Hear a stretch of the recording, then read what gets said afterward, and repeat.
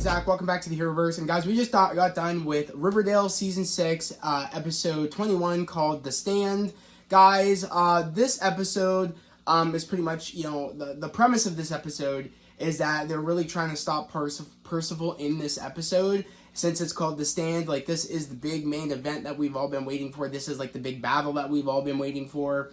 And, I was very curious because I saw it in the previous week's episode where it said, like, for the sneak peek for the episode that we just watched, I saw, Archie and I saw Veronica saying that they want the bodies back, or they want something back. And I was like, wait a second. I was like, what are they talking about? I was wondering who they were really talking about, because I really didn't know what was going on in the episode. But we now know in this episode that they're trying to get Sheriff Keller's body back, they're trying to get Alice's body back, and they're trying to get Uncle Frank's body back. And that's the premise of this episode. They're trying to make a deal with Percival, trying to get the bodies back, while they're still trying to figure out, okay, how are we going to win this war and stop Percival? Because in this episode, Percival has gotten really strong.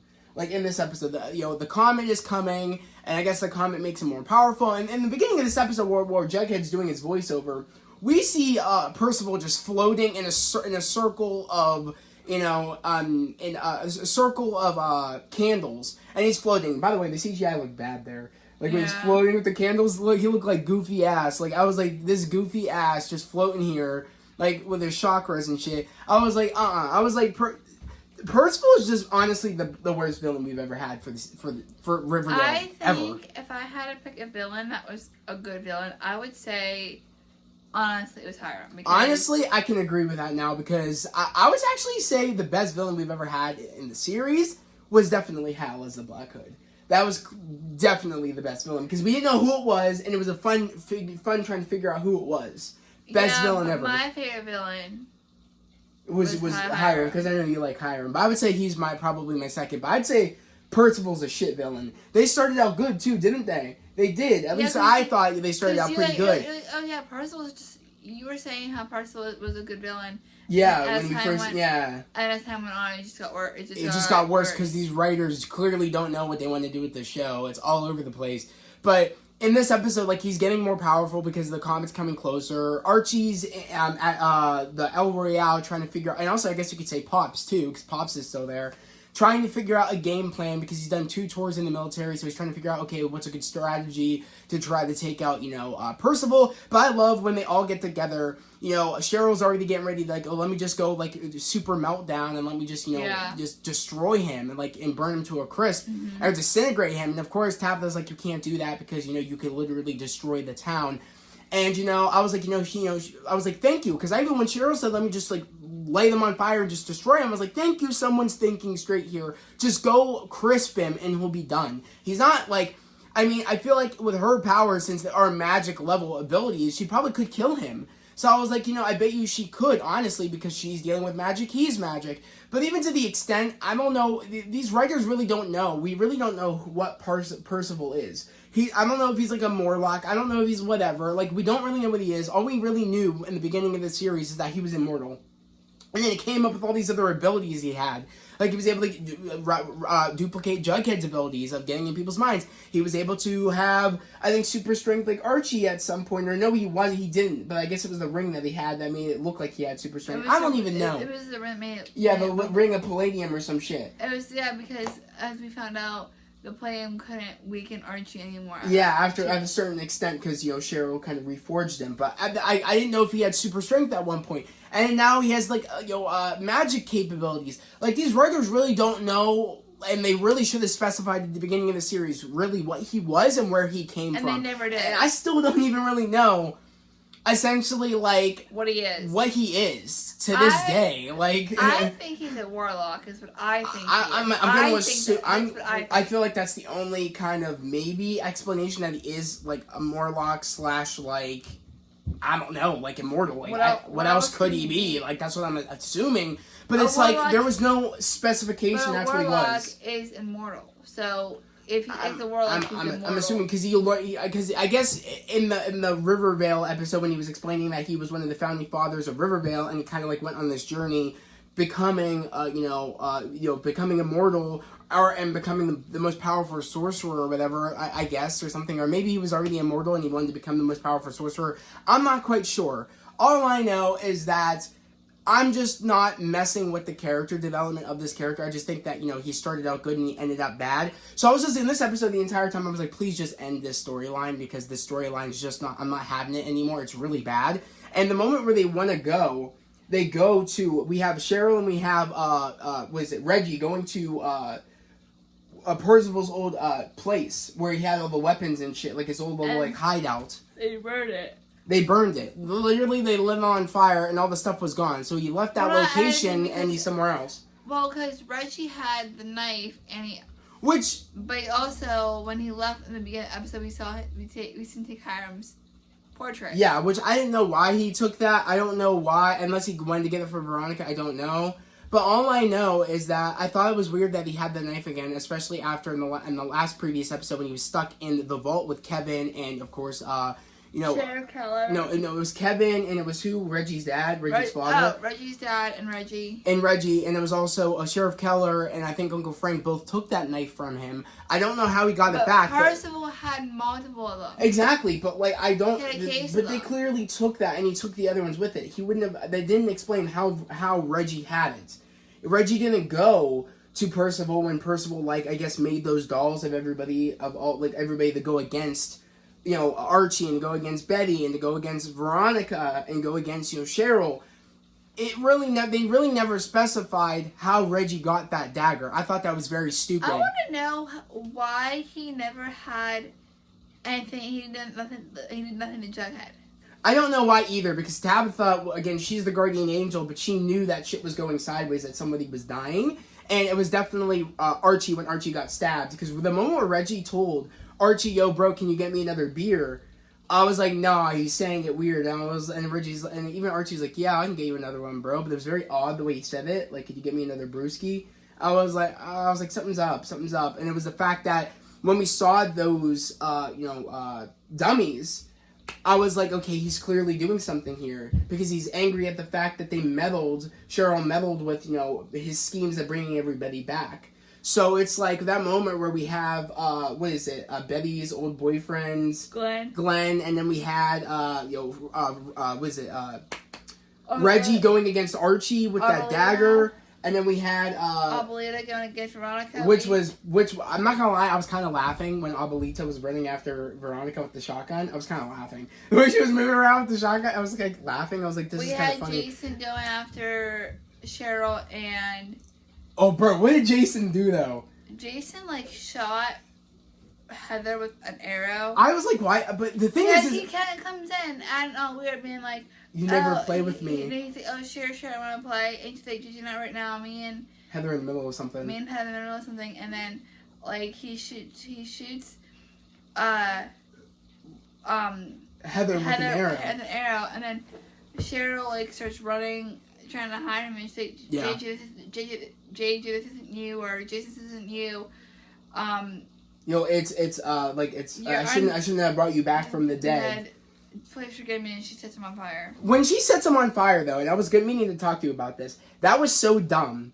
I find it so dumb that she brought him back to life. She did all that, knowing the warning from Sabrina, and brought back again, Polly, and brought back Jason. I was like, and everybody else, but I thought, it was more bad that she brought those two back because they've been dead for so long. So I was like, so why would you kill him when you know it's not him doing this? Why would you kill him? I was like, so, because how come Polly's not upset about that?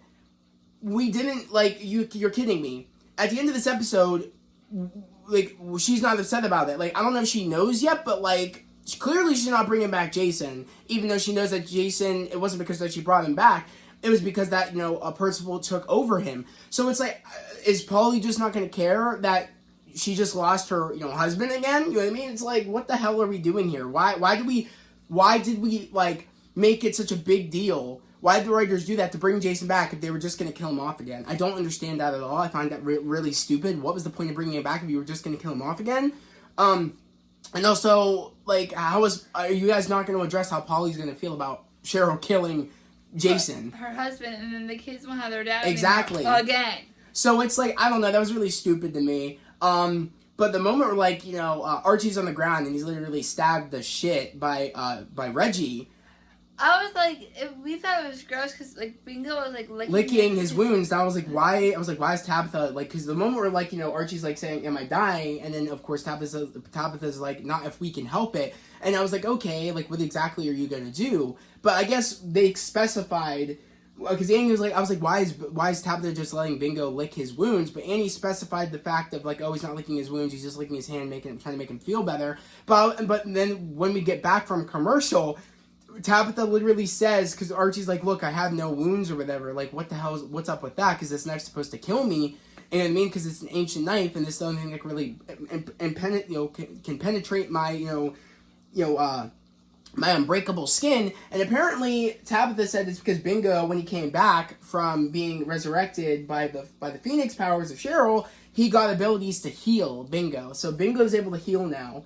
I guess he has powers, which, again, I wish they would have specified that a little bit earlier, but I was like, okay, I'm rolling with it, whatever. I was like, they're just I feel like the writers are just literally doing plot things as they go along. They really don't know where they want this season to go. I feel like, when they wrote this season, they just went along with it as they went on. Like, they came up with ideas as they went with the episodes, I think. I don't even know. All I know is it just feels like, they're just coming up with things as they go on. It feels like it wasn't really, like, a script that was, like, planned out for the entire season. It feels like, literally, we're watching an episode, then they're like, oh, what are we going to do for the next episode? And then they do it, you know what I mean? Even though this was all filmed out way in advance, or some of them were, and then they did the other half. It just feels like they're just coming up with things off the cuff. It feels like this wasn't really planned.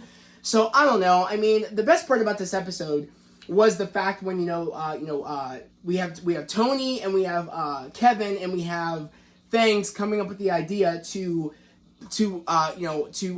mature baby Anthony, bring baby Anthony old enough so he's able to fight Percival. I just want to say I love how Kevin's a freaking servant.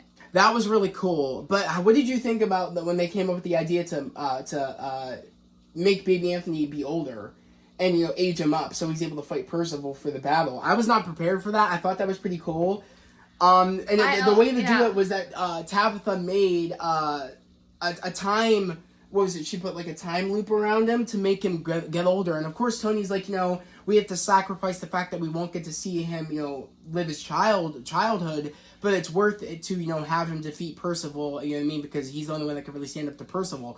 So that was a really cool matchup. I really do wish that they built it up. But the moment where we did see that matchup happens, I'm literally going to play it right here. What happened when we had Anthony go up against Percival. And we're going to play it right now. Guys, literally we're watching Riverdale Season 6, Episode 21. And Percival's dumb ass is running away from older baby Anthony, and the way he freaking gets out of the room, because he's scared shitless at this point, is so freaking dank.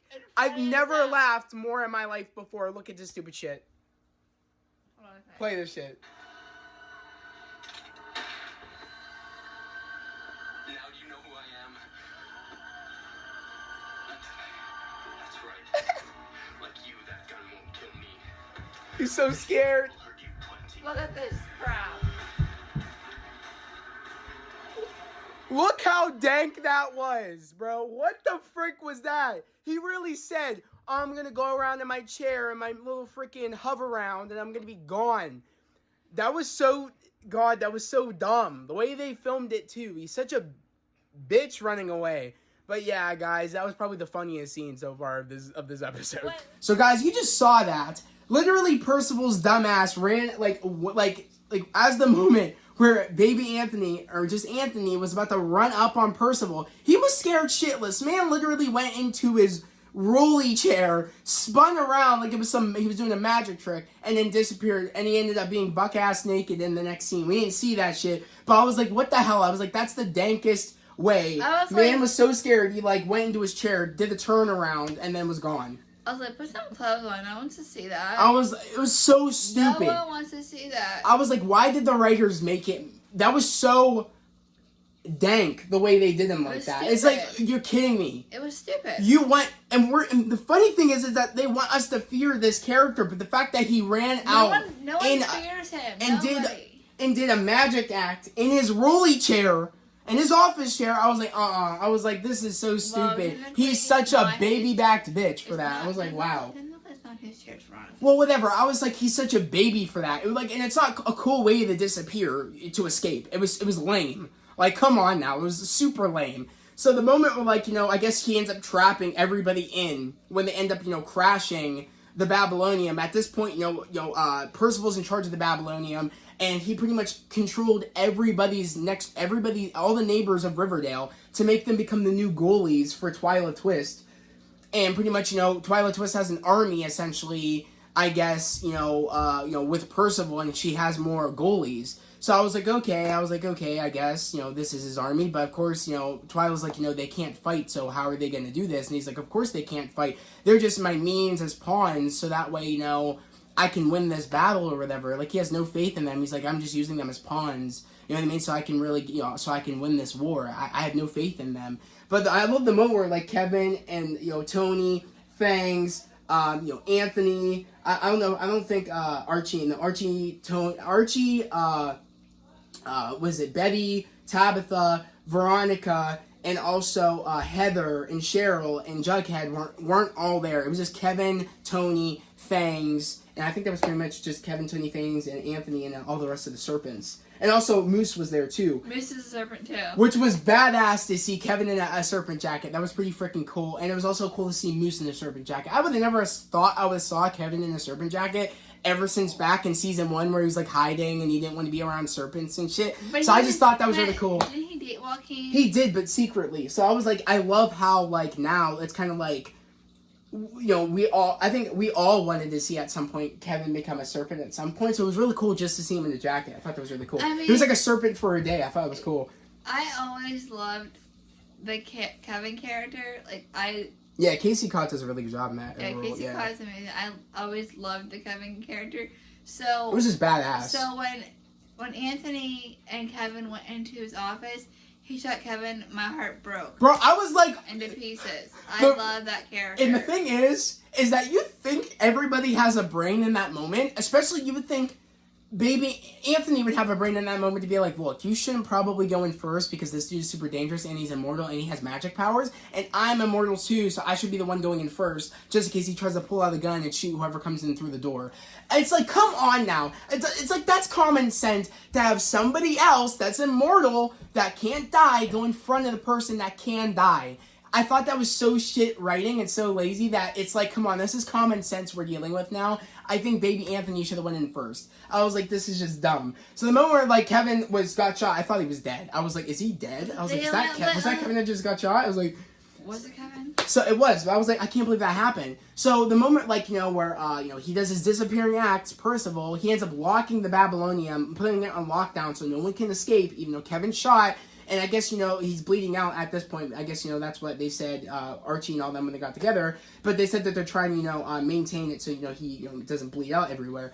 So at this point, they're trying to figure out a way to, take him out. So we end up getting to the end of the episode where it's like, we do have, before all this happens, Percival does give back the bodies of Sheriff Keller and, Uncle Frank and Alice. He does give the bodies back, but he doesn't give them back their heads. So Cheryl can't resurrect them until they're complete, which I kind of figured. They so were up in the coffins, and I'm like, I was like, I hope they don't show it. I was like, wait, there's no head. I bet you there's no head because the way Betty made that face, I was like, there's no head.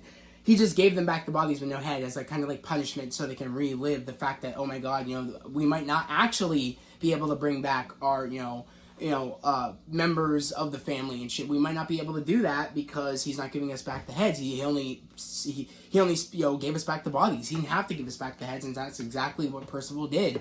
So, at this moment, we're really at the end of the episode. We're really at the end of everything. Archie's, they had to get back, Pop's chocolate shop back to their old location. Yeah. So they could have the final battle because, again, the ghosts clearly specified, the 4 ghosts that are supposed to bear witness to this battle clearly specified that the fight has to be on the grounds of where Pop's chocolate shop is. So they had to move Pop's chocolate shop back to where it was. But Archie clearly specified to Tabitha, we can't do that. We only have, like, the comet's supposed to come, like, in 2 days or in a day. How are we going to get... It's going to take us forever. It's just to move Pops back. But, of course, Tabitha said we could put a time loop around Pops so that way things will go quicker. So, you know what I mean? So everything will go quicker so that we can get Pops back. Or she said, even in a time loop, moving sucks. I was like, I love that. I was like, it was just the small. I'm really liking Reggie now because he's on the right side of things. I feel like I don't want to see that character flip flop anymore if I am gonna watch next season because I'm just sick of the tired of the flip flopping they keep doing for Reggie's character. Along, they do the same thing for Cheryl and it pisses me off. I'm really loving the way how Cheryl's character's acting though because she's so nice to Archie. She's really never nice to Archie. So it's really nice to just see her working with everybody, like embracing that the fact that they're her friends. I do love that for Cheryl. I'm happy that they finally gave this character development and gave this character a character growth where like she finally realizes that they are her friends. I love that for her. It's great for the character. And it's great for Madeline because, you know, she's such a great actress and I'm so glad they're giving her actual good writing finally for once. And she is really good friends with KJ in real life. So I love that for her. So the thing I really loved though is when they do get Pop's chocolate shop back. 'Cause we have Archie standing outside like a badass, but Percival has this like weapon that was made from Asgard that's able to break impenetrable skin. And, you know, Archie's standing outside with his aluminum bat, pretty much getting ready to kick ass. And we have Veronica, Betty, Jughead, and it was Tabitha's inside as well. If I'm correct. Tabitha was a badass. But oh my God. Was Tabitha in the group when they were all kicking Percival's ass? Yeah, was she in that group kicking ass? That was badass as F. Or, was she there? Yeah, she was. Yeah, was she there? No, she wasn't. She was. She wasn't because the moment where like, you know, Percival got this ass beat. Yeah. You know, Percival had a second hand to play if he was going to get his ass beat, which he turned Reggie into a dummy. He turned Archie to a statue. What was it, like an impenetrable statue, like I guess an iron statue. Yeah. He froze Cheryl, he blinded Betty, and he poisoned Veronica. Which was very cut. I thought at this moment, oh my God, that just happened. But again, it's back to the shitty writing that these writers do. That I was explaining to Annie that these writers keep making Percival's big like plans the last resort. Why isn't he thinking of doing it first? Any villain would play their biggest hand first, not the first little one that they think that they're gonna lose. They'd play the big hand. Like that should have been his first move, in my personal opinion. I thought it was stupid that he waited to do it until he got his ass kicked. Jughead put up his Pops. He put up the Riverdale portal. Yeah. So when Percival walked in, he ended up back in Riverdale, where he's from. Yep. And he saw Betty, Archie, Veronica, Tabitha. Or Tabitha. I can't. Yeah, Tony, and Cheryl. Everybody. But it wasn't our. And he goes. Our characters from Riverdale. Yeah, it was from Riverdale. Yeah, he goes. Oh, I already know them. He goes, no, this is another set of friends. From the set of friends are in Rivervale, which we are in Rivervale right now as we speak. Hence, that's why he was able to get stabbed so many times, and he was dying. And he said, "You even here, I won't die, bro. You were dying. You got stabbed like 100 times in your chest, sitting in that booth where you thought you were literally still in Riverdale, and you thought that nothing could happen to you when you did it, when you pretty much made all of them like." Just not being able to do anything. Like when you did it to Cheryl, Veronica, Archie, and Betty, and Reggie. And Reggie, like when you did that to all of them, you thought, okay, I'm good in here going against Jughead. But no, you walked into the portal to Riverdale where magic is at, and that's why when you got stabbed like 110 times, that's why you were dying. And the best part is when Tabitha drops him back in the... Tabitha back in 1950, and then Mr... I guess it was before he had abilities, but he still had his abilities. So I don't know what was the point of taking him back to that. Mr. Cypher was one who, the devil, baby. Him. The devil said, okay, like, I'm gonna take you now. And he's like... And I love the line when Percival was like, oh, even if you take me back to this time... You know what I mean? It's not like, and you're bringing me here in front of the devil. It's like, I didn't make my deal then. My deal I didn't do my deal yet since you're taking me back to the moment when I casted my deal. And the devil's like, no, I still have your signature here. It doesn't matter because you already did it or whatever. Like, it doesn't matter. It goes back and forward in time and backwards in time once you sign this thing. So even, like, you're saying you didn't do it, but you already did do it. So we can go back to this moment, and since you already signed, it's still here. So I love how we dragged his ass down the hell. But I was like, okay, when we think it's over, we end up coming to the conclusion where, we have, Doctor, like, all of this also, mind you, all of the neighbors of Riverdale are all done with being under the spell of Percival. They're all going back home. Dr. Curdle Jr. pretty much sews everybody's heads back together of Uncle Frank, Alice, and of course, Sheriff Keller. And they're all having their, like, we have Polly, Betty, and Alice on the couch. They're all, happy right now. They're all pretty much reunited, which is really nice to see that. Archie and Uncle Frank are having a beer together. On the porch, which I thought was really nice for them to just relax for once and shit. And then Sheriff Keller is at Tony and Fangs' place with, like, Kevin and Moose. Trying to figure out what to do next, essentially. Yeah. And the thing is, when Cheryl goes back to go see Heather and say, okay, everything is done with, we're good, Heather's like, nah, look through the telescope, and, it's something about the comet. And I was like, the comet's heading for them. I bet you the comet's heading for them. I didn't gather when Percival was doing his gibberish shit, trying to cast a spell, and he told Tabitha, if I can't have Riverdale, no one can. And I was like, okay, is he able to still cast abilities back in this time? Does he still have his abilities? I wasn't quite sure. But I guess he was able to, and I guess, they specify when they get everybody back together, because she goes to Archie's place and says, oh, we need to gather everybody together, this isn't done yet. Pretty much telling everybody that, the comet's actually heading for them. And I said to Annie previously, when she is looking through when Heather tells Cheryl to look through the telescope, look at the comet, and I said it's heading for them, and I was like, oh my god, is that what Tabitha saw in the future? It wasn't Percival that made Riverdale, like pretty much extinct. I was like, no, it must have been the comet, and that's exactly what Tabitha says. Oh my god, it wasn't Percival the one that did that extinction level event. It was actually the comet. So it's like in the next week's trailer, which is tonight's episode, is the season finale of season 6 of Riverdale. We see everybody just being with their loved ones, and we see the blinding sunlight of the comet coming in, and pretty much they're all like, in the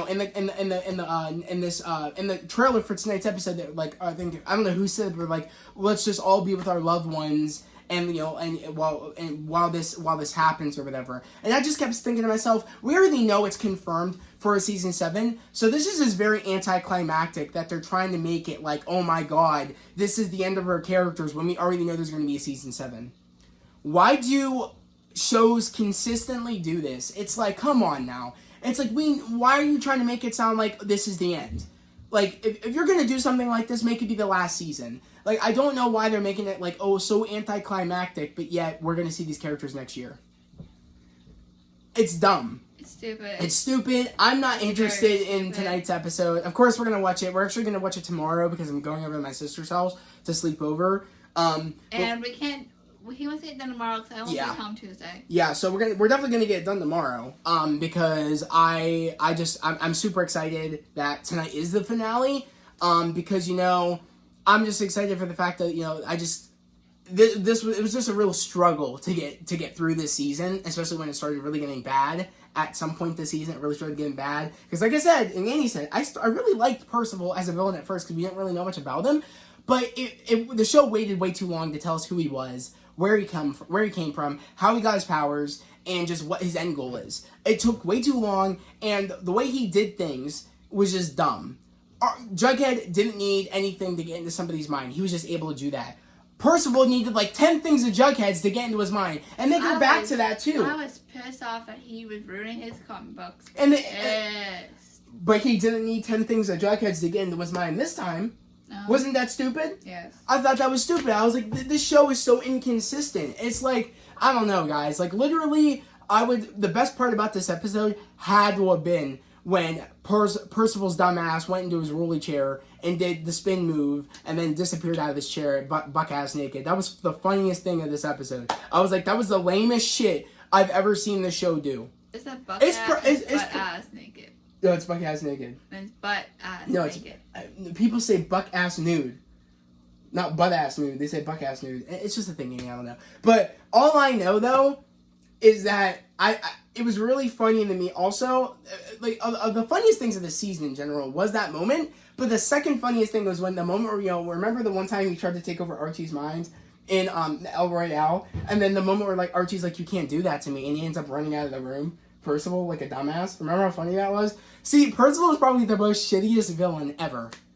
Shittiest villain ever. Because it's like, the writers, man, I don't know. I don't know why the writers do what they do and why they want to write something like this. They're stupid. But all I know is that, yeah, I hope next season's better. I don't know how we're going to end this off. I really don't. I mean, it seems so anticlimactic. I feel like, how do you end something like this? Because also, if Percival was able to cast a spell to make the comic come straight for you, to redirect it, you should be able to cast spell Cheryl and Heather to make the comic go the other way. Why does it work one way, but it can't work the other way? Inconsistency. And there's 2 witches in Riverdale. Exactly. Inconsistency. If he was able to cast a spell saying, bring the comet here, they should be able to say the comet, you're going over there. But no. But yeah, guys, literally, again, here, if you're new to the channel, subscribe to the channel, put in those notifications, like this video. Love to know down in the comments below what you guys thought about this episode 21 of season 6 of Riverdale. I want to know if you guys liked it. I also want to know, are you guys excited for tonight's finale? Are you guys excited? Are you guys excited, for next season? Do you guys kind of understand where I'm coming from, where it feels like it's very anticlimactic that we already know there's going to be another season, but yet they're making it like it's like some dinosaur extinction level event that's going to happen in Riverdale, but we know that our characters are coming back next year. It just feels very dumb. And that's the biggest problem I have with this show, is that it's very inconsistent. It feels like it's just they're coming up with stuff off the cuff as the show goes on. And honestly, sometimes they don't give our characters. They give our characters progress, but then they regress our characters for some unknown reason. They make them act like they used to act back in like the earlier seasons. But yeah, guys, honestly, I'm really curious to know, all in all, what you guys think about the season, and are you guys excited for next season? And also, yeah, like, where do you think next season's even gonna go? I'm really curious to know.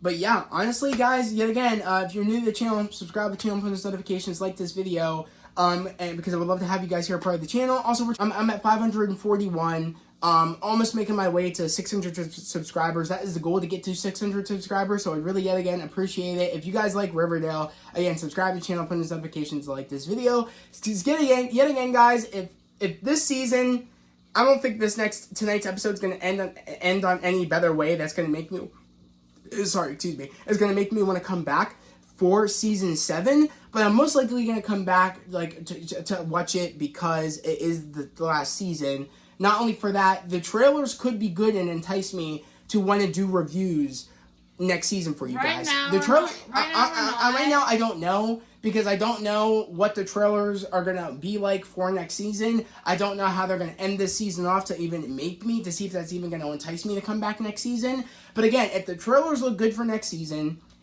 I honestly think we probably will come back to review it. I do think so. If the trailers look good, we'll probably do it. And even if the trailers don't look good, and if we like some episodes, we might still come back on here to at least do occasional episode reviews for you guys and just talk to you guys about what you guys think about the season so far.